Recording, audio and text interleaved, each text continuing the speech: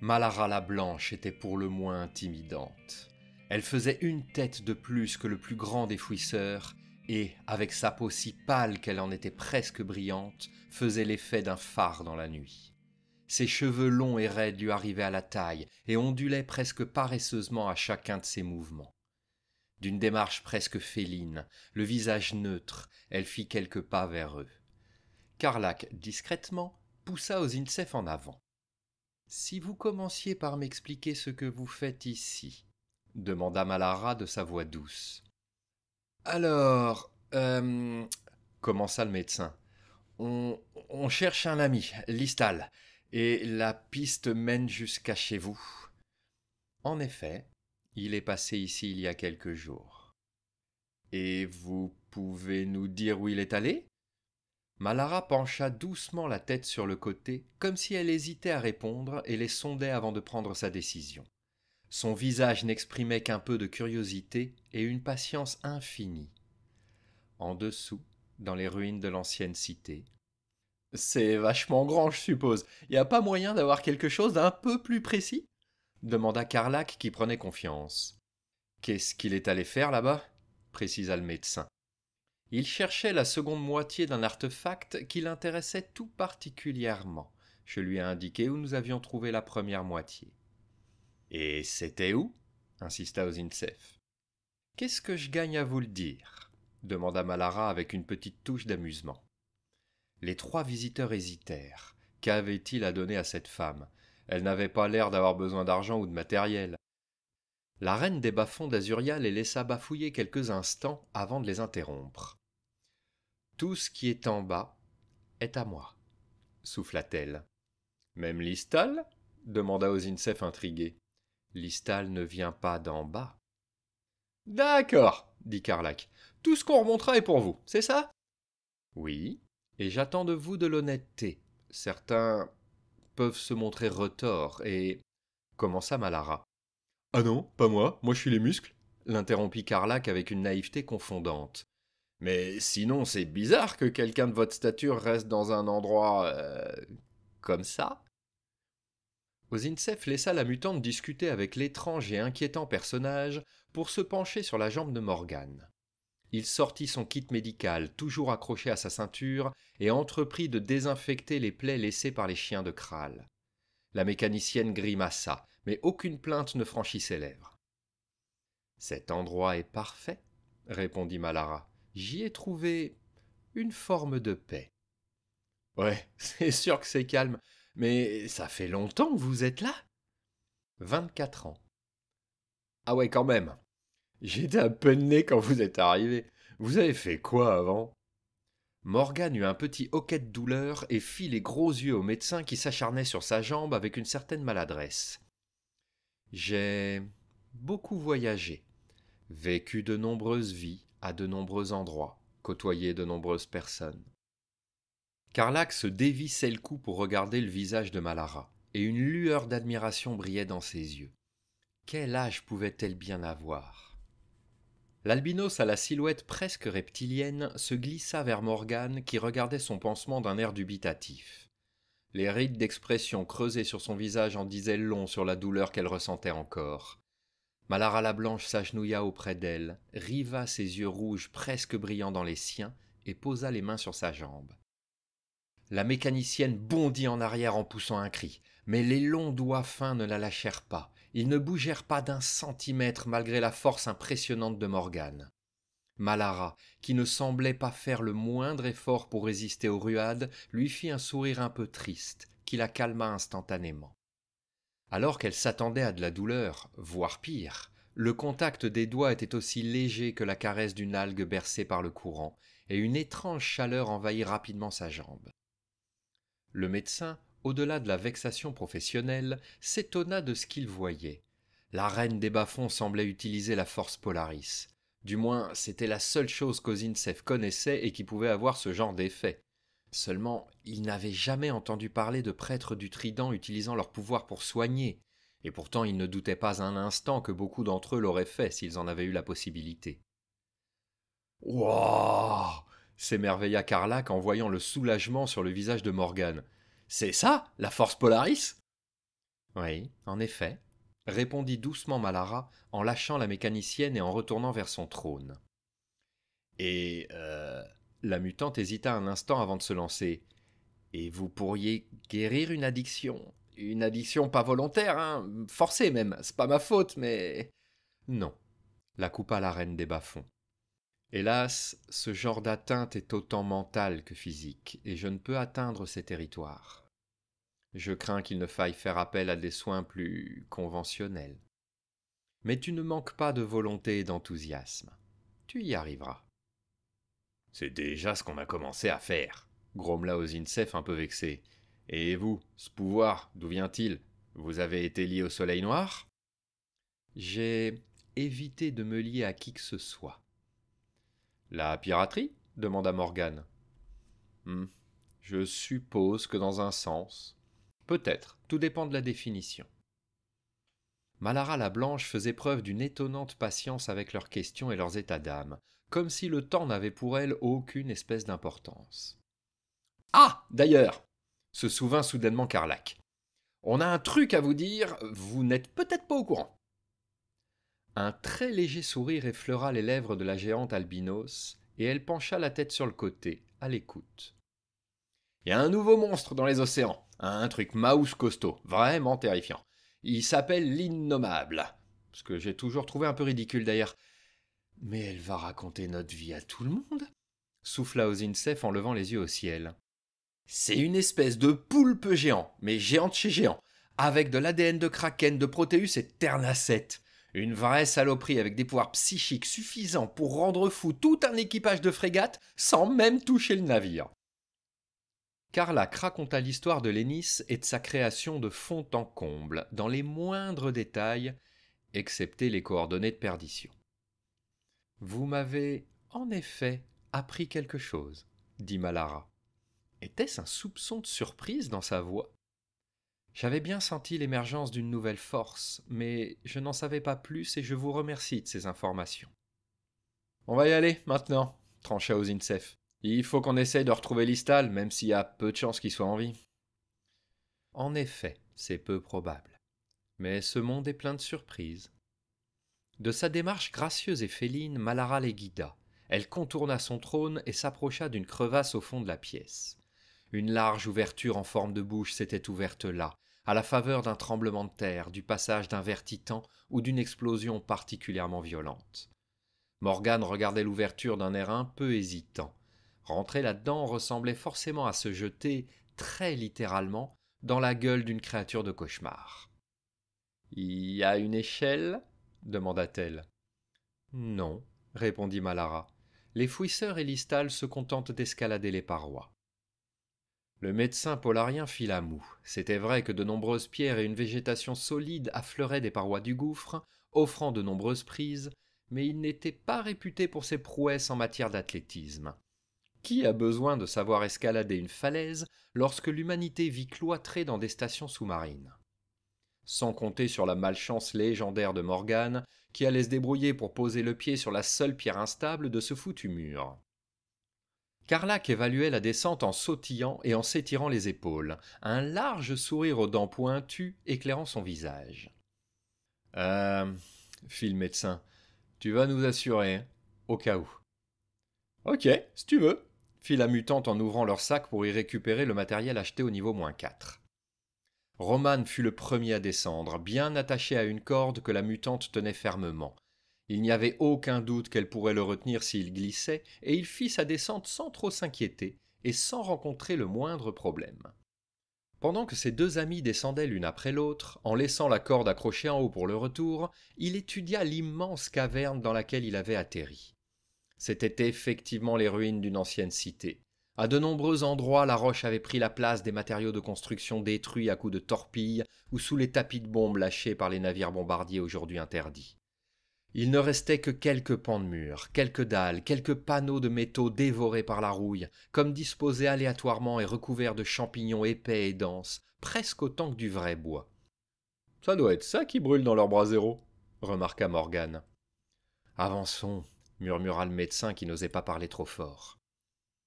Ils se firent discrets, avançant avec prudence et sans bruit, jusqu'à ce que la mécanicienne brise le silence en tapant du pied dans un caillou, qui roula et tinta contre une tige métallique qui dépassait du sol.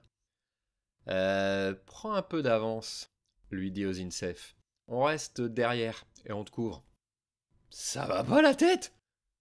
De toute façon, c'est toi qui vas attirer les monstres, remarqua Carlac en haussant les épaules. Autant qu'on soit derrière toi pour les prendre par surprise et te sauver. Ça va pas la tête?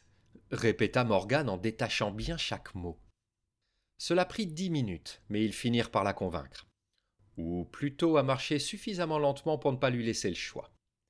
Ils se dirigèrent vers un boyau presque parfaitement rond, qui s'enfonçait dans la roche vers les coordonnées fournies par Malara la Blanche, les mêmes coordonnées qu'elle avait données à Listal. Dans un silence de mort, uniquement troublé par les plics-plocs des gouttes d'eau qui tombaient du plafond et par les bruits de pas de Morgane, ils s'enfoncèrent dans les ruines de l'ancienne Azuria.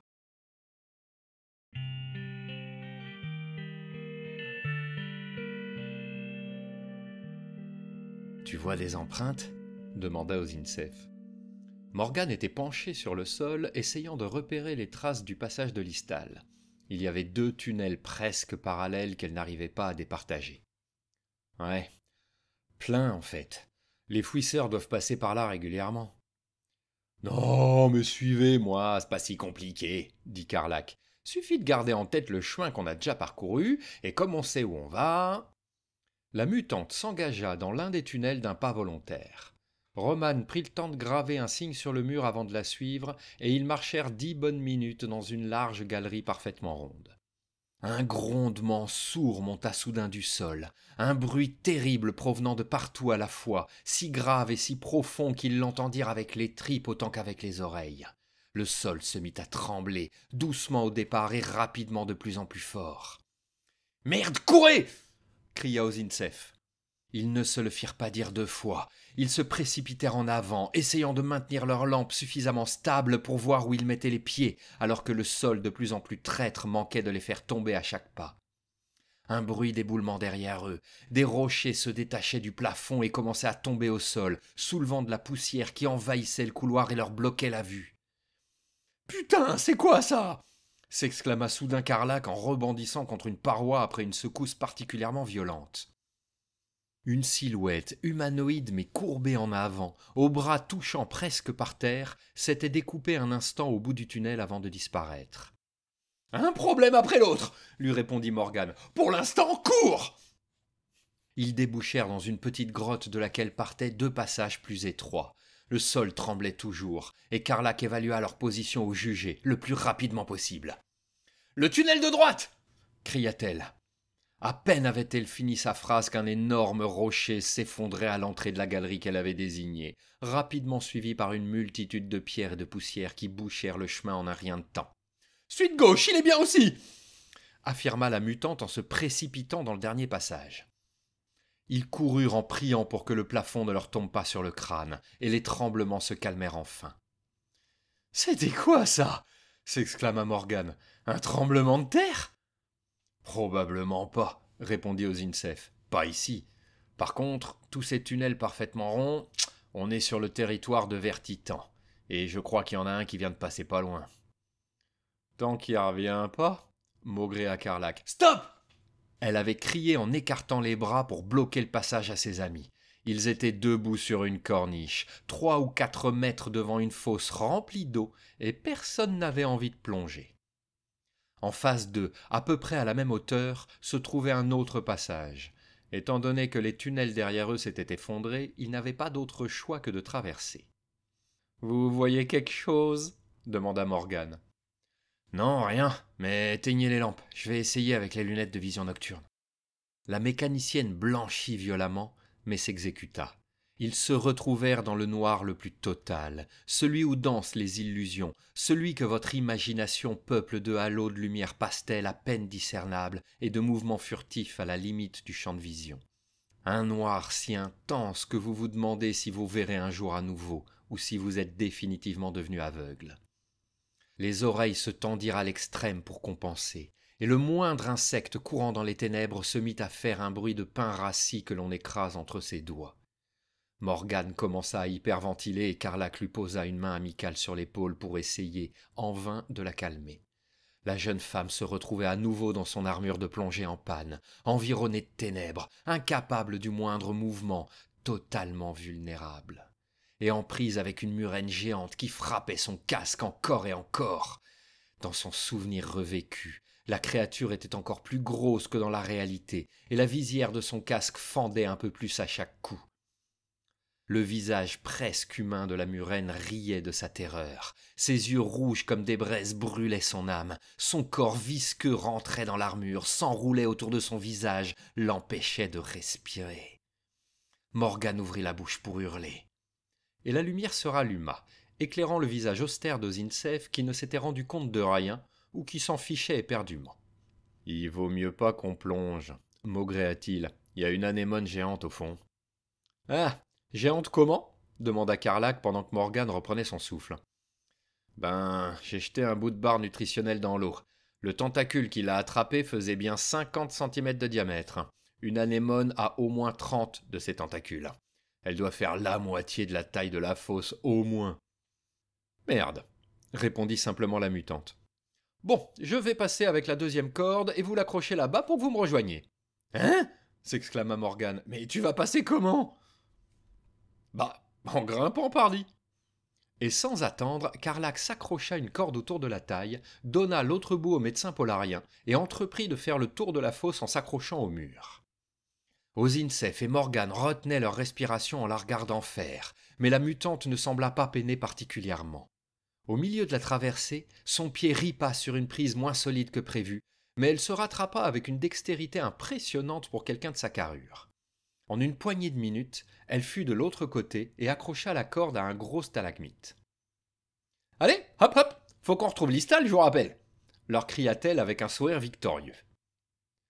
Impressionnés autant que soulagés, les deux autres traversèrent en se suspendant à la corde. Même le médecin y arriva sans problème. Après un large détour, le chemin choisi par Carlac les mena à une grande salle soutenue par des colonnes en béton moléculaire, où tout avait été détruit, gisant au sol sous forme de débris indéfinissables, sauf une petite salle, en partie épargnée des éléments car abritée sous une large plaque de blindage coincée dans le plafond, un vestige oublié des batailles qui avaient eu raison de la ville. « Il y a un clavier électronique et il est plus récent que le reste, » dit Morgane en l'étudiant. « Récent comment ?» demanda le médecin. « Difficile à dire, environ un siècle. »« Et on peut l'ouvrir ?» demanda Carlac. « Il y a peut-être des trucs dedans qu'on pourrait ramener à Malara. » Ozinsef fit la moue. Il n'avait de toute évidence pas vraiment envie de prendre des risques pour ramener des babioles, même de valeur, à l'étrange mutante albinos. « Ah ouais, je pense, » répondit Morgane. « Il faut juste un petit peu de courant. »« Du courant électrique, » ajouta-t-elle en voyant l'incompréhension s'inscrire sur le visage de Carlac. Le médecin polarien eut une hésitation en regardant son bras droit. « Y a aucun risque ?» demanda-t-il.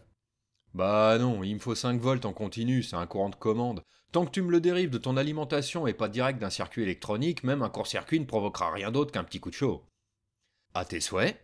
dit Carlac. Ozinsef ouvrit la trappe de son bras artificiel, et Morgane eut un petit sifflement admiratif.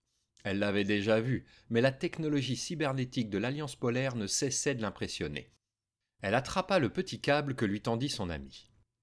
Quelques manipulations plus tard, un léger déclic se fit entendre et la mécanicienne se retourna triomphante. « Et voilà, c'est fait. Merci qui ? » ?»« Merci toi !» s'enthousiasma Carlac en tirant un coup sec sur la porte qui n'avait pas bougé depuis des décennies. Les gonds grippés ne résistèrent pas à la force de la mutante et le battant s'ouvrit dans un grincement sinistre. Carlac ne regardait même pas devant elle en le faisant. Elle était toujours en train de s'adresser à Morgane et ne vit pas la créature gélatineuse ressemblant à une sorte de méduse sphérique qui se jeta sur son visage.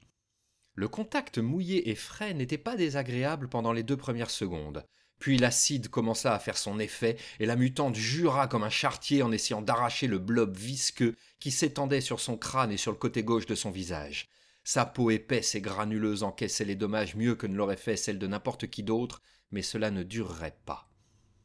Ozinsef se jeta sur la porte qu'il referma d'un coup de pied. Il ne manquerait plus que d'autres trucs de ce genre ne le prennent à revers. Morgane essaya d'aider son ami, mais le contact acide de la créature lui brûla les mains. Elle saisit son couteau. « Ne bouge plus !» intima-t-elle. Carlac se figea. Elle ignora la douleur qui montait. Elle ignora la sensation de brûlure qui progressait vers son œil. Elle ignora la peur et se laissa faire. Ozinsef saisit un bord du glisseur de sa main bionique, toujours ganté de cuir, et Morgane commença à faire levier avec la lame de son couteau pour le décoller. La mutante voyait le tranchant brillant passer au ras de son crâne. Elle sentait la créature s'agiter pour se défendre. Elle sentait tirer sur sa peau pendant que le médecin la décollait petit à petit, et elle sentait une brûlure acide lui effleurer la paupière. Ce fut trop. Elle se mit à se débattre en criant « Oh putain, mais enlevez-moi cette saloperie !» Ozinsef tira un coup sec, et Morgane eut un geste du poignet précis et efficace. La créature se décolla soudainement, émettant un splorch répugnant, et elle essaya de s'agripper au bras du médecin qui la tenait fermement. Avec un grognement de dédain, il la jeta au sol, et Morgane l'acheva d'un coup de couteau. Le glisseur s'étala par terre comme une méduse morte sur le pont d'un navire. « Bordel de merde !» s'exclama Carlac. « Mais quelle conne !» « Bon, on avance ?» demanda Ozinsef. « Bah, on va quand même regarder dans la pièce, non ?» s'étonna Morgane. « Et s'il y en a d'autres ?»« Bah, s'il y en a d'autres et que j'ouvre pas la porte en regardant ailleurs, on les butera !» grogna la mutante vexée, la moitié du visage encore plus rouge que d'habitude. Ainsi fut fait, et les deux autres glisseurs qui avaient élu domicile dans ce petit réduit furent éliminés sans aucun problème. La seule chance de ces créatures, c'était de prendre sa proie par surprise, sinon elle n'était rien d'autre que des blocs de gelée qu'il suffisait d'écraser sous sa botte. La pièce, un débarras dont les étagères métalliques s'étaient depuis longtemps effondrées, débordait de débris informes, rouillés, humides et couverts de moisissures et de champignons. Seuls 5 objets avaient résisté à l'épreuve du temps, 5 objets en plastique, une substance que l'on ne trouvait plus beaucoup, et en verre. 5 boules transparentes, remplies d'eau et contenant une décoration différente à chaque fois. Une grande tour avec une horloge, une statue levant une torche d'une main et tenant un livre contre sa poitrine de l'autre, une étrange tour métallique ressemblant à une antenne, un long pont rouge passant au-dessus d'un fleuve et un bâtiment blanc aux formes presque organiques. « Qu'est-ce que c'est que ces trucs ?» murmura Morgane. « Eh, regardez, c'est marrant !» s'amusait Carlac. « Il y a des petits trucs blancs qui flottent quand on les secoue. »« Je crois que ce sont des villes de la surface, » souffla Ozinsef. « Ces trucs sont des artefacts d'avant l'Exode. Eh merde, ça doit valoir une fortune. »« Mais ça appartient à Malara !» rappela inutilement la mutante en les rangeant dans son sac.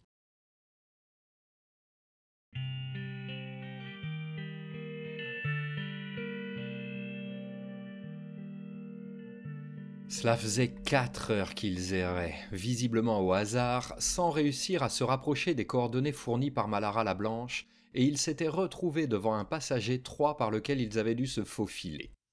Morgane avait écopé d'une petite entaille au bras, qu'Ozinsef avait suturé en grommelant qu'ils étaient tous fichus de toute façon, et que les lampes finiraient par s'éteindre et qu'ils crèveraient tous, environnés de ténèbres dans ces ruines abandonnées de l'humanité.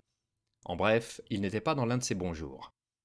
« T'es sûr de ton chemin ?» demanda Morgane en se massant le bras. « Ouais, l'a fallu faire un détour à cause de l'éboulement, mais on est sur la bonne route !» mentit Carlac avec un sourire innocent. Elle n'avait pas la moindre idée d'où ils étaient, mais elle se disait qu'à force de tourner autour, ils finiraient bien par arriver au bon endroit. Ils en étaient à plus de 8 heures de marche pour couvrir à peine 3 kilomètres. Cela faisait très longtemps qu'ils étaient perdus. Mais le médecin polarien était assez déprimé et Morgane assez terrifiée pour ne pas s'en être rendu compte. Donc elle continuait d'avancer d'une démarche assurée, plus ou moins autour de son objectif, en rassurant ses amis. Après 2 autres heures d'errance, ils débouchèrent dans un espace gigantesque, qui avait dû être un dôme de l'ancienne ville, ou des docks peut-être. D'épaisses colonnes de soutien montaient jusqu'au plafond, si haut qu'il était invisible.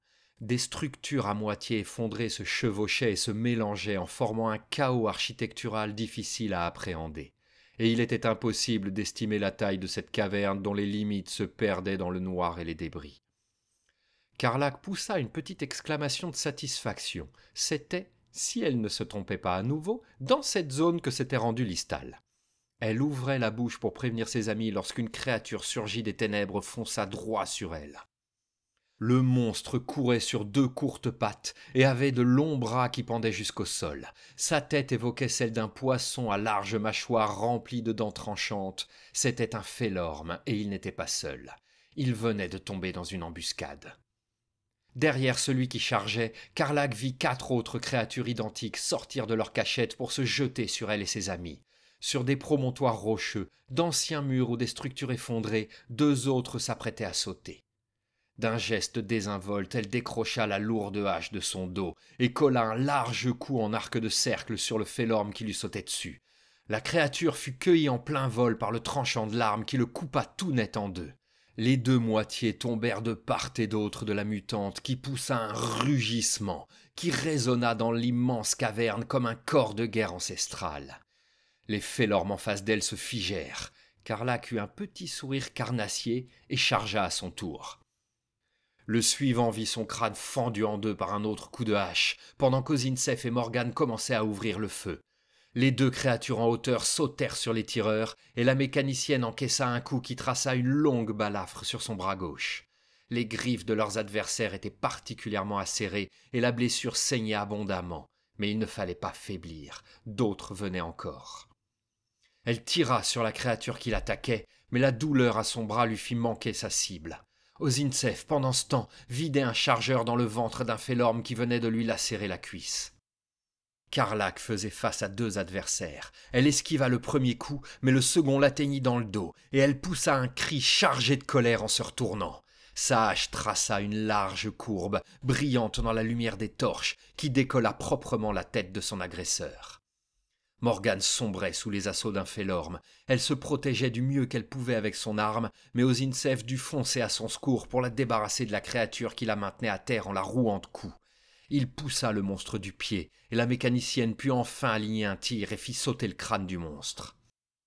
Elle se releva en titubant, des fragments de cervelle dégoulinant de son visage, et tira à nouveau sur un félorme qui surgissait des ruines, en se demandant combien il pouvait bien être. La balle l'atteignit à l'épaule. Il manqua de s'écrouler, mais se reprit et continua de courir vers elle. « Putain, mais crève !» maugréa-t-elle en tirant à nouveau. Cette fois, le monstre s'écroula en gargouillant, se vidant d'un sang bleuté presque transparent. Pendant ce temps, Karlach éclatait le crâne d'un monstre à grands coups du pommeau de sa hache, et Ozinsef en abattait un autre, poussant le dernier à fuir, ventre à terre. « Ah non !» décida Karlach en lançant sa hache. La lourde arme fit 3 tours dans les airs avant de s'enfoncer profondément dans le dos du félorme. « Voilà, c'est comme ça qu'on fait !» s'auto-congratula la mutante. « Ça va vous 2 ?» Si elle n'avait que quelques coupures mineures, ses 2 amis étaient beaucoup plus amochés. Le médecin sortait déjà sa trousse de premier secours. Il prit du fil et une aiguille et entreprit en premier de stopper l'hémorragie de Morgane. « Bon, moi je vais faire un petit tour, voir s'il y en a d'autres ou si je repère Listal, » dit Karlach qui s'ennuyait vite. Pendant que le médecin suturait la mécanicienne, encore, elle fouilla les environs. Il n'y avait rien d'autre que des champignons et des débris de vieux bâtiments, des plaques métalliques rouillées, du béton moléculaire fracassé, rien de bien intéressant.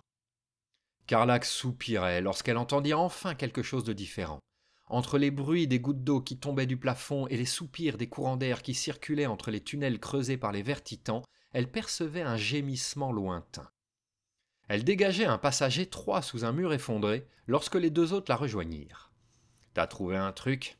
demanda Ozinsef de sa voix blasée. « Ouais, j'ai entendu quelqu'un là-dedans. Ou quelque chose. Faut aller voir. »« T'es vraiment sûr ?» demanda Morgane en regardant le trou obscur dans les gravats. « Ben ouais, de toute façon, c'est dans le coin que Listal est venu chercher son artefact, donc... Avec un long soupir résigné, la mécanicienne se mit à genoux pour ramper dans l'étroite galerie, en espérant ne pas rester coincée cette fois-ci. Karlach, avec un sourire rassurant, lui passa devant. Le passage faisait un virage sur la droite, puis remontait de l'autre côté, et il y avait clairement des sons étranges. Un bruit de succion, des raclements sur la roche, rien de bien engageant. « Je ne le sens pas du tout », maugréa Ozinsef à voix basse. La mutante émergea de l'autre côté et braqua sa lampe dans une caverne qui devait bien faire 20 mètres de diamètre. Au centre se trouvait une créature énorme et incompréhensible. Un bulbe central, gros comme le poste de pilotage de leur navire, était accroché au plafond et 4 épais tentacules, longs d'une dizaine de mètres, émergeaient de cette masse ondulante. Tout semblait pouvoir se transformer, se modifier, comme si la créature n'avait pas encore choisi sa forme définitive. Au milieu du bulbe central s'ouvrait un orifice qui ressemblait tantôt à un bec, tantôt à la gueule d'un requin. De sa lampe, elle suivit les tentacules. 3 d'entre elles couraient le long du plafond, peut-être pour stabiliser la créature, et la dernière pendait en dessous d'elle en tenant un homme par la jambe. Il gisait, inconscient, pendu par les pieds, au milieu de la caverne. Il était dans un état déplorable, couvert d'égratignures et de sang séché, ses habits étonnamment luxueux et désuets en lambeaux, mais il semblait vivant. « On va tous mourir !» s'exclama Morgane en découvrant la scène. Le combat s'engagea aussitôt. Ozinsef leva son fusil d'assaut et ouvrit le feu. La créature était difficile à rater. Il tirait presque sans discontinuer, en longues rafales qui éclairaient la grotte d'une lumière orangée. Morgane et Karlak l'imitèrent aussitôt, transformant la zone en stand de tir. Le monstre lâcha l'homme qu'elle tenait, qui s'écrasa au sol avec un bruit mou, et une douleur fulgurante déchira soudainement le crâne du médecin. Il tomba à genoux, se tenant la tête à 2 mains. Une force, une présence essayait de briser sa volonté et d'imposer la sienne. Une entité sans âge, mue par une haine dévorante, qui vouait l'humanité à l'anéantissement total. Elle hurlait dans son esprit. Il résista désespérément. Sans se rendre compte qu'il criait lui aussi, il reprit plus ou moins le contrôle de ses pensées et ramassa le fusil d'une main tremblante. Karlak luttait de son côté, mais contre l'un des tentacules qui l'avait saisie par la jambe et la traînait au sol sans la moindre difficulté. Son dos raclait les roches acérées, mais elle n'en tint pas compte. Elle leva le fusil et tira 2 fois dans le bulbe central de la créature. Les balles s'enfonçaient dans la matière molle sans provoquer autre chose que quelques frémissements. Elle sentit le monstre la hisser vers le haut, vers sa gueule immonde. Elle lâcha son fusil qui tinta sur le sol et saisit sa hache qu'elle abattit de toutes ses forces sur le tentacule qui enserrait sa jambe jusqu'à lui faire craquer le genou. L'arme s'enfonça profondément et Karlak se sentit soudainement tomber. Elle s'écrasa douloureusement à terre et tâtonna instantanément à la recherche de son fusil. Morgane avait cessé de tirer sur la créature. 2 félormes se jetaient sur elle et Ozinsef. Elle cribla le premier de balle, mais le second se jeta sur le médecin et lui lacéra le flanc. Il repoussa la créature d'un coup de crosse et continua de tirer sur l'atrocité accrochée au plafond de la grotte. Il rechargea son arme et reprit son tir. Karlak avait ramassé son fusil à pompe, facile à retrouver avec sa lampe torche fixée au canon. Elle avança directement sous le monstre et le vida en plein dans la gueule difforme. Des fragments de chair gluants et des flots d'un sang noir et épais lui coulaient sur le visage et sur le corps, mais elle continuait de tirer. Morgane sentit à son tour l'assaut psychique de la créature, et la douleur fut insupportable. Mais l'injonction de tirer sur son ami était trop intolérable pour qu'elle l'accepte. Elle se voyait tirant sur Ozinsef, criblant son torse de balles, regardant la vie disparaître de son regard en ressentant une joie puissante et malsaine. Mais elle refusait, elle résistait, et la présence du monstre, affaibli par ses blessures, reflua enfin, au bout d'un temps qui lui parut infini. Elle se redressa et visa soigneusement le félorme qui se relevait pour attaquer son ami. Elle appuya sur la détente, en même temps qu'elle glissait sur une pierre humide, et elle toucha la jambe d'Ozinsef. « Oh merde !» gémit-elle. Le médecin s'effondra sans comprendre ce qui lui arrivait, et le félorme en profita pour lui sauter dessus. Il se protégeait le visage de ses avant-bras, pendant que la créature essayait de le lacérer à coups de griffes. Heureusement, le bras mécanique encaissait la majorité des dégâts. Morgane assura ses appuis et tira à nouveau, 2 rafales coup sur coup qui repoussèrent et achevèrent le félorme. Karlak vit un flot d'organes, de sang et de viscères tomber de la gueule du monstre au centre de la pièce. Il commençait à se décrocher. Elle eut tout juste le temps d'agripper Listal par la jambe et de bondir sur le côté pour ne pas être écrasée par la chute du bulbe central. La créature était encore agitée de soubresauts. 2 tentacules claquèrent comme des fouets et enserrèrent Morgane à la poitrine. La mécanicienne sentit tout l'air être chassé de ses poumons et elle lutta en vain pour respirer. Carlac saisit sa hache à 2 mains et la battit sur le monstre encore et encore jusqu'à ce que la présence psychique qui les torturait comme une migraine atroce disparaisse enfin. « Eh bah putain, mais qu'est-ce que c'était que ce truc ?» souffla-t-elle en s'appuyant sur sa hache. Un ternacette, je crois, dit Ozintsev qui s'approchait en boitant. Enfin, plus probablement l'un de leurs larves.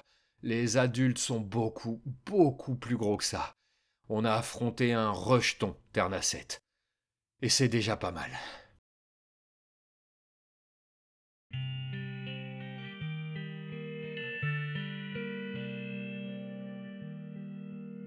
Il fallut au médecin polarien plusieurs heures avant d'avoir terminé de soigner tout le monde, le plus compliqué ayant été de s'occuper de sa jambe.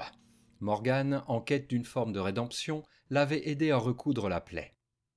Carlac en avait profité pour faire le tour de la grotte en boitant bas et avait trouvé une longue mallette étanche qui contenait un vieil artefact dont elle n'avait pas compris l'utilité. C'était un tube percé de trous réguliers avec des mécanismes de bronze qui permettaient de les ouvrir ou de les fermer. Elle avait refermé la mallette et l'avait accrochée dans son dos en haussant les épaules. De toute façon, c'était pour Malara. Listal s'était réveillé pendant ce temps. « Pute, borgne et maladie vénérienne !» grogna-t-il en se redressant sur les bras. « Qu'est-ce qui s'est passé ici ?» Il posa un regard encore trouble sur Morgane et Carlac qui se reposaient à côté de lui et fronça les sourcils. « Enchanté, noble dame, je suis Listal. Que me vaut le plaisir de vous croiser à un tel endroit ?» Il toussa en grimaçant de douleur. « Et merci pour le sauvetage, d'ailleurs. Si je me souviens bien, j'étais aux prises avec une vraie saloperie venue des abîmes les plus profonds et les plus obscurs de nos océans. »« T'en fais trop, comme d'habitude, » grogna Ozintsev dans son dos. Le pirate se retourna en écarquillant les yeux, une vague de peur déformant son visage. « Ah merde, je suis en train de rêver, c'est ça ? Le rejeton est toujours dans ma putain de tête. »« Non, c'est bien moi. » Listal tendit la main et toucha l'épaule de son ami du bout du doigt. Il ne passa pas au travers. C'était une bonne nouvelle. « Putain, mais qu'est-ce que tu fous ici ?»« On est venu te chercher. J'ai un truc à te vendre. On est passé à ta boutique et on a croisé Aziz. »« Ah, il va bien le môme. »« Ouais, assura Carlac. Il était même rassuré de trouver des gens pour aller chercher vos fesses en dessous des bas-fonds de la ville. Faut vraiment être taré pour s'aventurer par ici volontairement. » C'est clair. Je peux que partager cette fine analyse. Ricana Listal faiblement. Ils partagèrent un repas avant de se lever avec difficulté pour retourner chez Malara. Ils claudiquaient comme 4 vieillards, perclus de douleur, faibles et tremblants, au travers des ruines obscures et humides, vieilles de plusieurs siècles. Ils avançaient aussi vite que des étoiles de mer, et Ozintsev en profita pour demander à Listal de raconter son histoire. « Comme vous le savez sans doute, si vous avez croisé ce bavard d'Arnold, on m'a rapporté un artefact étonnant, mais incomplet.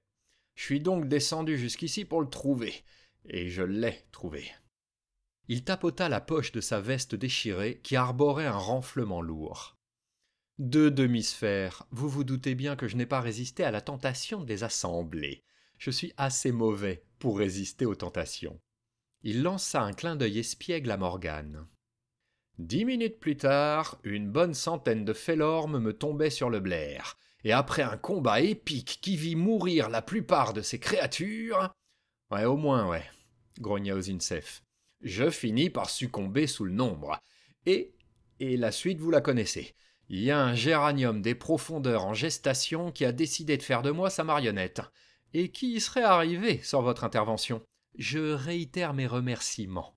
« Un géranium ?» demanda Carlac. « Une plante mythique qui aurait poussé à la surface avant l'Exode, » précisa le médecin polarien. « Et les ternacètes sont, d'après ce que j'en sais, plus proches du végétal que de l'animal. » « Ouais, voilà, » dit Listal. « C'était la façon chiante de l'expliquer. T'as toujours été meilleur docteur que professeur, toi, hein ?» Morgane fit une moue dubitative, mais elle ne dit rien. Après tout, elle avait mis une balle dans la jambe d'Ozinsef. Ça compensait les premiers soins ratés. Mais, dit Karlak au bout de quelques minutes, si l'artefact a attiré les Fellormes, vous ne croyez pas que ça pourrait recommencer? On n'est plus vraiment en état de subir un assaut, là, hein? Ce sont pas les mérous à deux pattes qui ont été attirés, c'est le Tarnasset. Et vous avez réglé ce problème. Il a dû envoyer les poiscailles pour ramener l'artefact, avec moi en prime. Je n'ai aucune idée de ce qu'il comptait en faire, par contre. Je n'ai même pas le moindre indice sur ce que ce truc pourrait bien être. Il avait sorti de sa poche une sphère noire, grosse comme un poing, parfaitement lisse et régulière, et totalement inerte. Du moins, à première vue. Il l'observa quelques instants avant de la ranger en haussant les épaules. La seule bonne nouvelle, c'était que les Fellormes, soldats autant que serviteurs du rejeton Ternasset, avaient fait fuir la plupart des créatures qui hantaient habituellement ces tunnels. Et celles qui n'étaient pas parties, ils les avaient dévorées ou amenées à leur maître. Ils ne croisèrent rien de plus gros qu'un rat pendant les 2 jours qu'ils mirent à retrouver un chemin praticable pour rentrer. Le passage du ver titan avait fait s'ébouler la plupart des passages directs pour retourner à la cache des fouisseurs. Ils errèrent longtemps avant de retrouver le chemin, mais la maigre lumière des braseros au loin finit par enfin apparaître au détour d'un couloir. Trop épuisés pour pousser des cris de joie, ils se contentèrent de soupirs de soulagement. La remontée ne fut pas une partie de plaisir, mais la corde était toujours là, et Karlak encore assez vaillante pour grimper. Elle hissa les plus blessés à la force de ses bras, sous les regards indifférents des fouisseurs, et sous celui beaucoup plus énigmatique de Malara la Blanche. Ils s'écroulèrent sur le bord du puits. Listal trouva juste assez d'énergie pour agiter mollement une main aux gants sales et saluer d'une voix enrouée. « Salut Malara, j'espère que je t'ai pas trop manqué. »« Bienvenue à tous, » répondit la reine des bas-fonds avec douceur. « Je suis heureuse de voir que vous êtes en vie. Reposez-vous, vous êtes les bienvenus. » Ils ne se firent pas prier et restèrent 2 jours à panser leurs plaies. 2 jours de silence presque absolu et d'un calme irréel. Malara, assise sur son trône, pouvait rester aussi figée qu'une statue de marbre blanc pendant des heures. Les fouisseurs allaient et venaient sans faire de bruit, et il y avait eu que 3 brefs échanges de paroles entre eux et leur maîtresse pendant ces 2 jours. Ils étaient nourris d'une purée blanche au goût légèrement amer. L'eau était pure, et leurs plaies guérissaient à une vitesse surnaturelle. Après 48 heures, il ne restait de leurs profondes blessures que quelques cicatrices encore fraîches, et ils n'avaient plus du tout envie de partir. Ils se baignaient dans l'aura de Malara la Blanche, et il n'y avait rien de plus apaisant. « Hop hop, va pas falloir traîner !» finit par dire Listal. « Enfin, à moins de vouloir rejoindre les troupes de la dame, ce qui n'a pas l'air d'être un sort particulièrement terrible, cela dit. » Karlak s'approcha du trône et tendit la mallette à Malara, qui l'ouvrit délicatement et en sortit le hautbois. Un véritable sourire élargit ses lèvres fines et ses yeux rouges flamboyaient lorsqu'ils se levèrent sur la mutante. « Merci, dit-elle. « De rien. C'est quoi, en fait ?»« Un instrument de musique. »« Et vous savez en jouer ?» demanda Karlak avec sa franchise habituelle. Malara la Blanche manipula les mécanismes étranges qui en serraient le tube en bois, nettoya le bec fin à l'une des extrémités et le porta à sa bouche. Les mécanismes étaient un peu grippés, mais la musique que tira la femme de cet instrument transporta l'assemblée. Des notes, claires et profondes, s'élevèrent presque magiquement, les faisant trembler d'émotion, avant de se dissiper avec douceur au bout de quelques minutes. « J'ai su, en effet, » dit Malara, « dans une autre vie. Il y avait autre chose ?» Karlak tendit les 5 boules en verre et la reine des bas-fonds les examina avec attention. Elle finit par leur rendre, toutes sauf une, celle qui contenait la tour avec l'horloge, sous laquelle il y avait marqué « Londres ». « Je vous remercie de votre honnêteté, » déclara-t-elle, « et sachez que vous serez toujours bienvenu ici et que vous pouvez me considérer comme votre ami. » Sans plus de formalité, elle retourna s'asseoir sur son trône et un fouisseur emmena le hautbois. Listal fit une exubérante révérence et ils repartirent pour l'étincelle. Il était temps de rassurer Aziz et de parler affaires.